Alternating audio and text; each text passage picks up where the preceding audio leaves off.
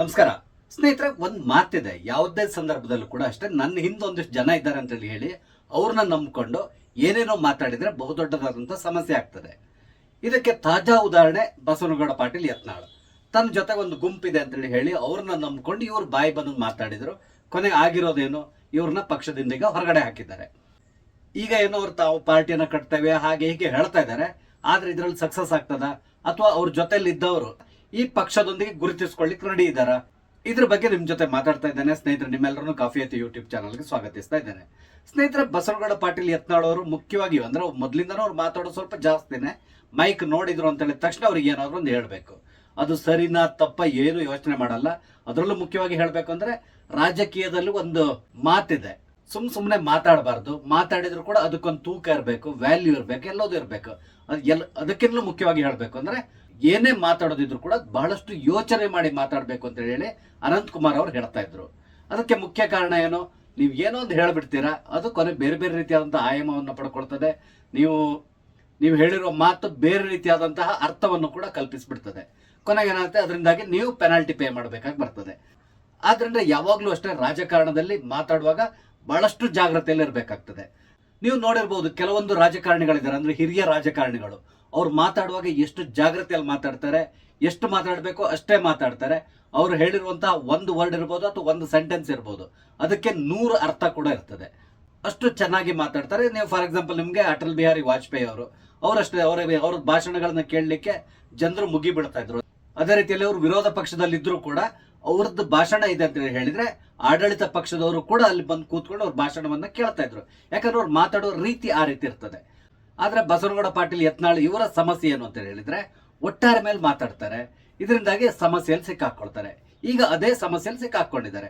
ರಾಜಕೀಯದಲ್ಲಿ ಒಂದು ಮಾತಿದೆ, ನಿಮ್ಗೆ ಏನಾದ್ರು ಬೇಕು ಅಂತ ಹೇಳಿದ್ರೆ ಅದನ್ನ ಕೇಳಿ ಪಡಿಬೇಕು ಅಂತೇಳಿ. ಒಂದ್ ವೇಳೆ ಕೊಟ್ಟಿಲ್ಲ ಅಂತ ಹೇಳಿದ್ರೆ ಅದಕ್ಕೆ ಹಠ ಹಿಡಿದಾದ್ರೂ ನೀವು ಪಡೀರಿ ಅಂತೇಳಿ ಹೇಳ್ಬೇಕು. ಅದಕ್ಕೆ ಬದಲಾಗಿ ಇನ್ಯಾರು ಮೇಲ್ಗಡೆ ಕೂತ್ಕೊಂಡಿದಾರಲ್ಲ ಅವನ್ನ ಕೆಳಗಡೆ ಇಳಿಸಿ ನನ್ನನ್ನು ಅಲ್ಲಿ ಕೂರಿಸಿ ಅಂತೇಳಿ ಹೇಳಿದ್ರೆ ಅದು ಖಂಡಿತವಾಗಿ ರಾಜಕೀಯದಲ್ಲಿ ವರ್ಕೌಟ್ ಆಗಲ್ಲ. ಇಲ್ಲಿ ಯತ್ನಾಳ್ ಅವ್ರು ಮಾಡ್ಲಿಕ್ಕೆ ಶುರು ಮಾಡಿದ್ದು ಅದೇ. ಅವರಿಗೆ ಯಡಿಯೂರಪ್ಪ ಮತ್ತು ಅವ್ರ ಮಕ್ಕಳನ್ನು ನೋಡಿದ್ರೆ ಆಗಲ್ಲ. ಅದಕ್ಕೆ ಅವ್ರ ವಿರುದ್ಧವಾಗಿ ದಾಳಿ ನಡೆಸಬೇಕು ಅಥವಾ ಅವ್ರ ವಿರುದ್ಧವಾಗಿ ಹೋರಾಡಬೇಕು ಅಂತ ಹೇಳಿದ್ರೆ ರಸ್ತೆಗಿಳಿದು ಹೋರಾಟ ಮಾಡಿದ್ರೆ ಖಂಡಿತವಾಗಿ ಈ ಪಕ್ಷಗಳಲ್ಲಂತೂ ವರ್ಕೌಟ್ ಆಗಲ್ಲ. ಯಾಕಂದ್ರೆ ಯಾವುದೇ ಪಕ್ಷ ಇರಲಿ, ಯಾರನ್ನೋ ಒಬ್ಬನ್ನ ಅಧ್ಯಕ್ಷನಾಗಿ ಮಾಡೋದು ಅಥವಾ ಮುಖ್ಯಮಂತ್ರಿ ಮಾಡೋದು ಅಥವಾ ಬೇರೆ ಮಂತ್ರಿ ಮಾಡೋದು, ಈ ತರ ಎಲ್ಲೋದ್ರ ಹಿಂದೂ ಕೂಡ ಒಂದು ಸ್ಟ್ರಾಟಜಿ ಇಟ್ಕೊಂಡಿರ್ತಾರೆ. ಅದಕ್ಕೊಂದು ಕಾರಣ ಅಂತೇಳಿ ಇರ್ತದೆ. ಆ ಕಾರಣ ಇಟ್ಕೊಂಡೆ ಅವ್ರನ್ನ ಮಂತ್ರಿಯೋ ಮುಖ್ಯಮಂತ್ರಿನೋ ಅಥವಾ ಅಧ್ಯಕ್ಷನೋ ಈ ತರ ಮಾಡ್ತಾರೆ.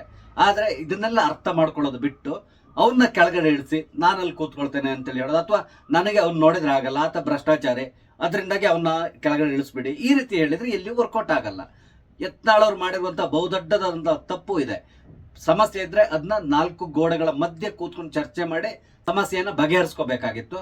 ಆದ್ರೆ ಅದಕ್ಕೆ ಬದಲಾಗಿ ಇವರು ಬೀದಿಗಳಲ್ಲಿ ನಿಂತ್ಕೊಂಡು ಮಾತಾಡ್ಲಿಕ್ಕೆ ಶುರು ಮಾಡಿದ್ರು. ಈಗ ಪಕ್ಷದಿಂದ ಉಚ್ಚಾಟಿತರಾಗಿದ್ದಾರೆ. ಈಗ ಯತ್ನಾಳ್ ಅವ್ರು ಹೇಳ್ತಾ ಇದ್ದಾರೆ, ನಾನು ವಿಜಯದಶಮಿ ಸಂದರ್ಭದಲ್ಲಿ ಒಂದು ಪಕ್ಷವನ್ನ ಘೋಷಣೆ ಮಾಡ್ತೇನೆ, ಹಿಂದೂ ಧರ್ಮವನ್ನ ಉಳಿಸ್ಲಿಕ್ಕಾಗಿ ನಾನು ಹೋರಾಟ ಮಾಡ್ತೇನೆ, ಈ ರೀತಿಯಾಗಿ ಮಾತಾಡ್ತಾ ಇದ್ದಾರೆ. ಆದ್ರೆ ಇವ್ರ ಪಕ್ಷಕ್ಕೆ ಯಾರೆಲ್ಲ ಬರ್ಬೋದು? ಈಗ ಇವ್ರ ಜೊತೆಲಿ ಹಿಂದೆ ಇದ್ದಿದ್ರಲ್ಲ, ಈಗ ರಮೇಶ್ ಜಾರಕಿಹೊಳಿ ಅವರು ಇದ್ರು, ಅದೇ ರೀತಿಯಲ್ಲಿ ಪ್ರತಾಪ್ ಸಿಂಹ ಇದ್ರು, ಕುಮಾರ್ ಬಂಗಾರಪ್ಪ, ಲಿಂಬಾವಳಿ, ಹಾಗೆ ಸಿದ್ದೇಶ್, ಈ ತರ ಹಲವಾರು ಲೀಡರ್ಗಳು ಇವ್ರ ಜೊತೆಯಲ್ಲಿ ಗುರುತಿಸ್ಕೊಂಡಿದ್ರು. ಇವರೆಲ್ಲರೂ ಮೀಟಿಂಗ್ ಮಾಡ್ತಾ ಇದ್ರು, ಎಲ್ಲದೂ ಮಾಡ್ತಾ ಇದ್ರು. ಆದ್ರೆ ಈಗ ಏನಾಗಿದೆ ಅಂತ ಹೇಳಿದ್ರೆ ರಮೇಶ್ ಜಾರಕಿಹೊಳಿ ಅವರು ಅಲ್ಲೊಂದು ಇಲ್ಲೊಂದು ಹೇಳಿಕೆಗಳನ್ನ ಕೊಡ್ತಾ ಇದ್ದಾರೆ. ಅದು ಬಿಟ್ರೆ ಬೇರೆ ಯಾರು ಕೂಡ ಒಂದೇ ಒಂದು ಹೇಳಿಕೆಯನ್ನ ಕೊಡ್ತಾ ಇಲ್ಲ, ಅಥವಾ ಅವ್ರಿಗೆ ಈ ರೀತಿ ಆಗಿರೋ ತಪ್ಪು ಅಂತ ಕೂಡ ಎಲ್ಲಿ ಹೇಳ್ತಾ ಇಲ್ಲ. ಒಂದು ಟ್ವೀಟ್ ಮಾಡೋದಾಗ್ಲಿ, ಒಂದು ಮೆಸೇಜ್ ಕೊಡೋದಾಗ್ಲಿ, ಅಥವಾ ಒಂದು ಪತ್ರಿಕಾ ಹೇಳಿಕೆ ಕೊಡೋದಾಗ್ಲಿ ಏನು ಮಾಡ್ತಾ ಇಲ್ಲ. ಎಲ್ಲಿವರೆಗೆ ಅಂದ್ರೆ ಇವ್ರು ಯಾರು ಕೂಡ ಈಗ ಮೈಕ್ ಎದುರುಗಡೆನೂ ಕೂಡ ಬರ್ತಾ ಇಲ್ಲ. ಈ ಹಿಂದೆನೂ ಕೂಡ ಅಷ್ಟೇ, ಅವ್ರಿಗೆ ಏನ್ ಹೇಳ್ಬೇಕಿತ್ತು ಅದನ್ನೆಲ್ಲವನ್ನು ಈ ಯತ್ನಾಳ್ ಮುಖಾಂತರದಲ್ಲಿ ಹೇಳಿಸ್ತಾ ಇದ್ರು. ನಾನು ನಿಮ್ಗೊಂದು ಸಣ್ಣದೊಂದು ಕತೆ ಹೇಳ್ತೇನೆ. ಅದು ಕತೆ ಅಂದ್ರೆ ಕತೆ ಅಂತೇಳಿ ಅಲ್ಲ. ಈಗ ಏನಾಗುತ್ತೆ ಅಂತ ಹೇಳಿದ್ರೆ, ಯಾವುದೋ ಒಂದು ಊರು ಇರ್ತದೆ, ಆ ಊರಲ್ಲಿ ಯಾರೋ ಒಬ್ಬ ಕೆಟ್ಟ ವ್ಯಕ್ತಿ ಇರ್ತಾರೆ ಅಂತೇಳಿ ಇಟ್ಕೊಳ್ಳಿ. ಆತನಿಗೆ ಬೈಲಿಕ್ಕೂ ಆಗಲ್ಲ, ಏನು ಮಾಡ್ಲಿಕ್ಕಾಗಲ್ಲ, ಯಾಕಂದ್ರೆ ಆತ ತುಂಬಾ ಬಲಾಢ್ಯನಾಗಿರ್ತಾನೆ. ಆ ಸಂದರ್ಭದಲ್ಲಿ ಏನ್ ಮಾಡ್ತೀರಾ, ನಿಮ್ಗೆ ಆತನನ್ನು ನೋಡಿದ್ರೆ ಆಗಲ್ಲ, ಆತನಿಗೆ ಬೈಬೇಕು ಅಂತ ಭಾರಿ ಆಸೆ ಇರ್ತದೆ. ಆದ್ರೆ ನಿಮ್ಗೆ ಆತನ ಎದುರುಗಡೆ ಹೋಗಿ ನಿಂತ್ಕೊಂಡು ಬೈಲಿಕ್ಕೆ ತುಂಬಾ ಕಷ್ಟ ಆಗ್ತದೆ. ಕಾರಣ ಏನು ಅಂದ್ರೆ ಆತನ ಜೊತೆಯಲ್ಲಿ ಒಂದಿಷ್ಟು ರೌಡಿಗಳಿರ್ತಾರೆ ಅಥವಾ ಬೇರೆ ಇನ್ಯಾರು ಇರ್ತಾರೆ, ಅವರು ನಿಮ್ಮ ಮೇಲೆ ಹಲ್ಲೆ ನಡೆಸಬಹುದು, ಈ ಹೆದರಿಕೆ ನಿಮ್ಗೆ ಇರ್ತದೆ. ಅದಕ್ಕಾಗಿ ನೀವ್ ಏನ್ ಮಾಡ್ತೀರಾ, ಯಾರನ್ನೋ ಒಬ್ಬನ ಹುಡುಕ್ತೀರಾ, ಯಾರೋ ಕುಡುಕನೋ ಯಾರೋ ಒಬ್ಬನ ಹುಡುಕಿ ಆತನಿಗೆ ಚೆನ್ನಾಗಿ ಕುಡಿಸಿ ಕಳಿಸ್ಕೊಡ್ತೀರಾ. ಹೋಗಿ ನೀನ್ ಬೈ ಅವನಿಗೆ ಒಂದಿಷ್ಟು, ನಾನು ನಿಂಗೆ ದುಡ್ಡು ಕೊಡ್ತೇನೆ ಅಥವಾ ಪುನಃ ನಿನ್ ಕುಡಿಲಿಕ್ಕೆ ಏನ್ ಬೇಕೋ ಅದು ಕೊಡ್ತೇನೆ ಅಂತೇಳಿ ಹೇಳ್ತಾರೆ. ಇವ್ರು ಏನ್ ಮಾಡ್ತಾರೆ, ಕುಡ್ಕೊ ಹೋಗಿ ಅವನ ಮನೆ ಎದುರು ನಿಂತ್ಕೊಂಡು ಬೈಬಹುದು, ಅಥವಾ ಬೀದಿಗಳಲ್ಲಿ ಓಡಾಡುವಾಗ ಆತನಿಗೆ ಬೈಕೊಂಡು ಓಡಾಡ್ತಾನೆ. ಈ ದೊಡ್ಡ ಮನುಷ್ಯ ಅನ್ಸ್ಕೊಂಡವನು ಕೂಡ ಆತನಿಗೆ ಏನು ಮಾಡಲ್ಲ. ಯಾಕಂದ್ರೆ ಅವನು ಸುಮ್ಮನೆ ಕುಡ್ಕೊಂಡೇನೋ ಬಾಯಿ ಬಂದು ಮಾತಾಡ್ತಾನೆ. ಅವನಿಗೆ ಹೋಗಿ ನಾನು ಯಾಕೆ ಬೈಬೇಕು ಅಥವಾ ಹೊಡಿಬೇಕು ಅಂತ ಅವನು ಬಿಟ್ಟು ಬಿಡ್ತಾನೆ. ಆದ್ರೆ ಏನಾಗುತ್ತೆ, ಆತನಿಗೆ ಯಾರು ಕುಡಿಸಿ ಕಳಿಸಿರ್ತಾರಲ್ಲ ಅವ್ರು ಬಹಳಷ್ಟು ಸಂತೋಷ ಪಡ್ತಾ ಇರ್ತಾರೆ. ಕಾರಣ ಏನು, ನಾನು ಅವನಿಗೆ ಹೇಳ್ಬೇಕಿತ್ತು, ಬೈಬೇಕಿತ್ತು, ಆದ್ರೆ ನನಗೆ ಬೈಲಿಕ್ಕಾಗಲ್ಲ. ಆದ್ರೆ ಈ ರೀತಿಯಾಗಿ ಒಬ್ಬ ಕುಡುಕನನ್ನ ಬಿಟ್ಟು ಆತನ ಮುಖಾಂತರದಲ್ಲಿ ಆತನಿಗೆ ಅಲ್ಲಿ ಏನೆಲ್ಲ ಬೈಬೇಕಂತ ನನಗೆ ಆಸೆ ಇತ್ತು ಅದನ್ನೆಲ್ಲ ನಾನು ಪೂರೈಸ್ಕೊಂಡಿದ್ದೇನೆ ಅಂತ ಹೇಳಿ ಮನಸ್ಸಿನೊಳಗಡೆ ಖುಷಿ ಪಟ್ಕೊಂಡು ಸುಮ್ಮನೆ ಕೂತ್ಕೊಳ್ತಾರೆ. ಅದೇ ಪರಿಸ್ಥಿತಿ ಯತ್ನಾಳ್ ಅವ್ರದ್ದು ಆಗಿದೆ ಅನಿಸ್ತಾ ಇದೆ ನನಗೆ. ನಾನು ಹೇಳಿದ್ರಲ್ಲಿ ತಪ್ಪಿರ್ಬೋದು, ಯಾಕಂದ್ರೆ ಇವರೆಲ್ಲರೂ ಅಷ್ಟೇ, ಇವ್ರು ಏನ್ ಮಾಡ್ಬೇಕಿತ್ತು ಅದನ್ನ ಇವ್ರು ಮಾಡ್ಲಿಕ್ಕಾಗಿಲ್ಲ. ಅದಕ್ಕಾಗಿ ಯತ್ನಾಳ್ ಅವರಿಗೆ ನೀವು ಹೀಗೆ ಹೇಳಿ ನಿಮ್ ಜೊತೆ ನಾವಿದ್ದೇವೆ ಅಂತ ಹೇಳಿ ಫುಲ್ ಇವರಿಗೆ ಒಂದ್ ಸ್ವಲ್ಪ ಏರ್ಸಿ ಬಿಟ್ಬಿಟ್ರು, ಗಾಳಿ ಹಾಕಿ ಬಿಟ್ಬಿಟ್ರು. ಇವರು ಬೆಲೂನ್ ತರ ಊದ್ಕೊಂಡು ಹೋದ್ರು, ಮೈಕ್ ಎದುರುಗಡೆ ಬಾಯಿ ಬರೋದೆಲ್ಲ ಮಾತಾಡಿದ್ರು. ಈಗ ಕೊನೆಯದಾಗಿ ಪಕ್ಷದಿಂದನೇ ಹೊರ ದಬ್ಬಲ್ಪಟ್ಟಿದ್ದಾರೆ. ಈಗ ಹೊಸ ಪಕ್ಷ ಕಟ್ತೇನೆ ಅಂತ ಹೇಳ್ತಾ ಇದ್ದಾರೆ. ಆದ್ರೆ ಈ ಪಕ್ಷಕ್ಕೆ ಯಾರೆಲ್ಲ ಬರ್ಬೋದು, ನಾನೇ ನಿನ್ನೆ ಕೂಡ ವಿಡಿಯೋದಲ್ಲಿ ಹೇಳಿದ್ದಾರೆ, ಹೊಸ ಪಕ್ಷ ಕಟ್ಟಿ ಇಲ್ಲಿವರೆಗೆ ಯಾರು ಏನ್ ಸಾಧನೆ ಮಾಡಿದ್ದಾರೆ ಅಂತೇಳಿ. ಅದೇ ಪರಿಸ್ಥಿತಿ ಯತ್ನಾಳ್ ಅವ್ರಿಗೆ ಬರುವಂತ ಸಾಧ್ಯತೆಗಳಿದೆ. ಏನೋ ಒಂದ್ ಸ್ವಲ್ಪ ಓಟ್ಗಳು ಸಿಗ್ಬಹುದು, ಆದ್ರೆ ಯತ್ನಾಳ್ ಅವ್ರು ಏನ್ ಟಾರ್ಗೆಟ್ ಹಾಕೊಂಡಿದ್ದಾರೆ ಆ ಟಾರ್ಗೆಟ್ನ ಅವ್ರು ರೀಚ್ ಆಗ್ಲಿ ಸಾಧ್ಯ ಇಲ್ಲ ಅನ್ಸ್ತದೆ. ಈಗ ನೋಡಿ, ಈಶ್ವರಪ್ಪನವ್ರನ್ನು ಕೂಡ ಪಕ್ಷದಿಂದ ತೆಗೆದುಹಾಕಿದ್ರು, ಹೊರಗಡೆ ಹಾಕಿದ್ರು. ಅದು ಬಹುದೊಡ್ಡದಾದಂತ ತಪ್ಪು ಈಶ್ವರಪ್ಪನವರದ್ದೇ. ಅವ್ರಿಗೆ ಗೊತ್ತಿತ್ತು ಹೀಗಾಗತ್ತೆ ಅಂತೇಳಿ.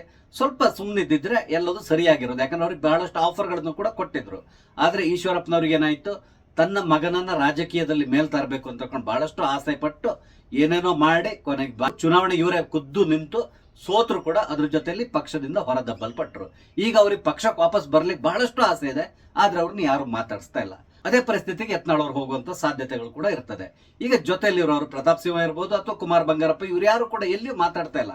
ನೀವು ಇದನ್ನ ಈಗ ನಾನೊಂದು 4-5 ದಿನದಿಂದ ಅಬ್ಸರ್ವ್ ಮಾಡ್ತಾ ಇದ್ದೇನೆ, ಎಲ್ಲಾದ್ರೂ ಏನಾದ್ರೂ ಹೇಳಿಕೆಯನ್ನು ಕೊಡ್ಬೋದು ಅಂತೇಳಿ. ಆದ್ರೆ ಇವ್ರು ಎಲ್ಲಿದ್ದಾರೆ, ಏನ್ ಮಾಡ್ತಾ ಇದ್ದಾರೆ ಅಂತೇಳಿ ಗೊತ್ತಿಲ್ಲ. ಆ ತರದಲ್ಲಿ ಗಪ್ ಚುಪ್ ಆಗಿಬಿಟ್ಟಿದ್ದಾರೆ. ಇದನ್ನ ಯತ್ನಾಳ್ ಅವರು ಮೊದಲೇ ಅರ್ಥ ಮಾಡ್ಕೋಬೇಕಿತ್ತು. ಇವ್ರಿಗೇನ್ ಬೇಕು ಅದನ್ನ ಇವರು ಪಕ್ಷದ ಜೊತೆ ಮಾತಾಡ್ಬೋದಿತ್ತು. ಮೋರ್ ಓವರ್ ದಟ್ ಯತ್ನಾಳ್ ಅವ್ರ ಬಗ್ಗೆ ಒಂದು ಹೈಕಮಾಂಡ್ ನಲ್ಲಿ ಸ್ವಲ್ಪ ರೆಸ್ಪೆಕ್ಟ್ ಕೂಡ ಇತ್ತು. ಕಳೆದ ಚುನಾವಣೆ ಸಂದರ್ಭದಲ್ಲಿ ಕೂಡ ಅಷ್ಟೇ ಯತ್ನಾಳ್ ಅವರಿಗೆ ಟಿಕೆಟ್ ಸಿಗುತ್ತೆ ಸಿಗೋಲ್ಲ ಅನ್ನೋ ಒಂದು ಡೌಟ್ ಕೂಡ ಇದ್ದಿತ್ತು. ಆ ಸಂದರ್ಭದಲ್ಲಿ ವಿಜಯೇಂದ್ರ ಅವ್ರ ವಿರುದ್ಧವಾಗಿ ಅವ್ರು ಮಾತಾಡ್ತಾ ಇದ್ದಿದ್ರು. ಯಾಕಂದ್ರೆ ಅವ್ರು ಮೊದ್ಲಿಂದನೂ ಯಡಿಯೂರಪ್ಪ ಮತ್ತೆ ವಿಜಯೇಂದ್ರ ಅವ್ರ ವಿರುದ್ಧವಾಗಿ ಮಾತಾಡ್ತಾನೆ ಇದ್ರು.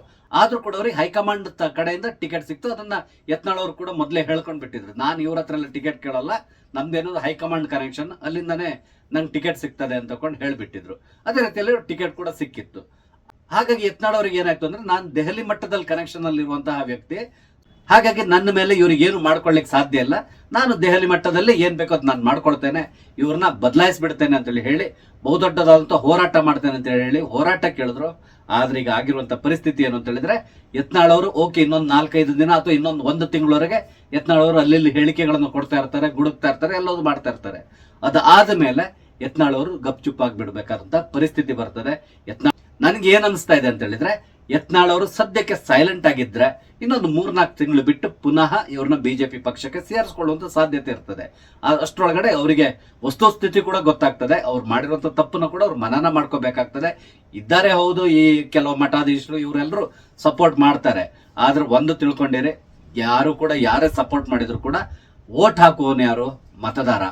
ಆತ ಈ ಮಠಾಧೀಶರು ಹೇಳಿದ ಮಾತನ್ನೇ ಸಂಪೂರ್ಣವಾಗಿ ಕೇಳ್ತಾನೆ, ಅಥವಾ ಯತ್ನಾಳ್ ಅವರು ದೊಡ್ಡ ಲೀಡರ್ ಅಂತ ಹೇಳ್ಕೊಂಡು ಬಂದು ಇವ್ರಿಗೆ ಓಟ್ ಹಾಕ್ತಾರೆ. ಈ ರೀತಿ ಯಾವ್ದು ನಡೆಯೋದಿಲ್ಲ. ಅದೆಲ್ಲ ಮೊದ್ಲೆಲ್ಲ ನಡೀತಾ ಇತ್ತೇನೋ, ಅಂದ್ರೆ ಯಾರೋ ಊರಿನ ಒಬ್ಬ ಯಜಮಾನ ಅನ್ಸ್ಕೊಂಡವನು ಇಂಥವ್ರಿಗೆ ಓಟ್ ಹಾಕ್ಬೇಕು ಅಂತ ಮೊದ್ಲೆಲ್ಲ ಹೇಳ್ತಾ ಇದ್ರು. ಆ ಸಂದರ್ಭದಲ್ಲಿ ಎಲ್ಲರೂ ಓಟ್ ಹಾಕ್ತಾ ಇದ್ರು. ನಾನು ಹೇಳ್ತಾ ಇರೋದು ಈ ಹಲವಾರು ವರ್ಷಗಳ ಹಿಂದಿನ ಕತೆ. ನಮ್ ಕಡೆ ಒಂದು ಮಾತಿದ್ದಿತ್ತು, ನಾನು ಕರಾವಳಿಯವನ್ನ ಪುನಃ ಹೇಳ್ತಾ ಇದ್ದೇನೆ, ನಮ್ಮಲ್ಲಿ ಯಾರನ್ನೇ ಕಾಂಗ್ರೆಸ್ ಇಂದ ನಿಲ್ಸಿದ್ರು ಕೂಡ ಅವ್ರು ಗೆಲ್ತಾ ಇದ್ರು. ಆ ಸಂದರ್ಭದಲ್ಲಿ ಎಲ್ಲರೂ ಮಾತಾಡ್ಕೊಂತ ಇದ್ವಿ, ನಾವು ಕೂಡ ಅಷ್ಟೇ ಮಾತಾಡ್ಕೊಂತ ಇದ್ವಿ. ಕಾಂಗ್ರೆಸ್ ಹೆಸರಲ್ಲಿ ಒಂದು ಕರೆಂಟ್ ಕಂಬನ್ನ ನಿಲ್ಸಿದ್ರು ಕೂಡ ಆ ಕರೆಂಟ್ ಕಂಬ ಗೆದ್ದು ಬಿಡ್ತದೆ ಅಂತೇಳಿ ಹೇಳ್ತಾ ಇದ್ವಿ. ಈಗ ಬಿಡಿ, ಕರಾವಳಿಯಲ್ಲಿ ಕಾಂಗ್ರೆಸ್ ಅನ್ನೋದು ನಾಮಾವಶೇಷ ಆಗಿ ಹೋಗ್ಬಿಟ್ಟಿದೆ. ಈಗ ಅದನ್ನ ಹುಡುಕಬೇಕಾದಂತ ಪರಿಸ್ಥಿತಿ ಬಂದಿದೆ. ಅಂದ್ರೆ ಜನರು ಬದಲಾಗ್ತಾ ಹೋಗ್ತಾರೆ. ಅದೇ ರೀತಿಯಲ್ಲಿ ಇಲ್ಲಿ ಕೂಡ ಅಷ್ಟೇ, ಯತ್ನಾಳ್ ಅವರು ಏನು ಎಣಿಸ್ಕೊಂಡಿದ್ದಾರೋ ಆ ರೀತಿ ಖಂಡಿತವಾಗಿ ಆಗ್ಲಿಕ್ಕಿಲ್ಲ.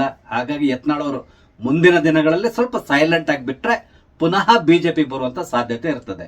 ಏನೋ ಕಾಂಗ್ರೆಸ್ನವರು ಅವ್ರನ್ನ ಕರ್ಕೊಂಡು ಬರ್ಲಿಕ್ಕೆ ಟ್ರೈ ಮಾಡ್ತಾ ಇದ್ದಾರಂತೆ, ಆದ್ರೂ ಕಾಂಗ್ರೆಸ್ ಕೂಡ ಅವ್ರು ಹೋಗಲ್ಲ, ಅಥವಾ ಕಾಂಗ್ರೆಸ್ನವ್ರು ಕೂಡ ಇವ್ರನ್ನ ಕರ್ಕೊಳ್ಳೋದು ಡೌಟ್ ಇದೆ. ಯಾರೋ ಕೆಲವು ಲೋಕಲ್ ಲೀಡರ್ಸ್ಗಳು ಟ್ರೈ ಮಾಡ್ತಾ ಇರ್ಬೋದು. ಅಲ್ಲಿ ಹೋದ್ರು ಕೂಡ ಅಷ್ಟೇ ಕಾಂಗ್ರೆಸ್ನಲ್ಲೂ ಬಹಳಷ್ಟು ಹುಳುಕುಗಳಿದೆ. ಅದು ಇವ್ರಿಗೆ ಗೊತ್ತಾಗ್ತದೆ. ಗೊತ್ತಾದ ತಕ್ಷಣ ಅಲ್ಲಿ ಕೂಡ ಮಾತಾಡಲಿ ಶುರು ಮಾಡ್ತಾರೆ. ಅದು ಮುಂದಿನ ದಿನಗಳಲ್ಲಿ ಕಾಂಗ್ರೆಸ್ಗೆ ಸಮಸ್ಯೆ ಉಂಟು ಮಾಡಬಹುದು. ಆದ್ರಿಂದ ಯತ್ನಾಳ್ ಅವರು ಮುಂದಿನ ದಿನಗಳಲ್ಲಿ ಎಲ್ಲಿಯೂ ಸಲ್ಲದವರು ಆಗುವಂತ ಸಾಧ್ಯತೆಗಳು ಕೂಡ ಇದೆ. ಇದು ನನಗನ್ಸಿರುವಂತಹದ್ದು.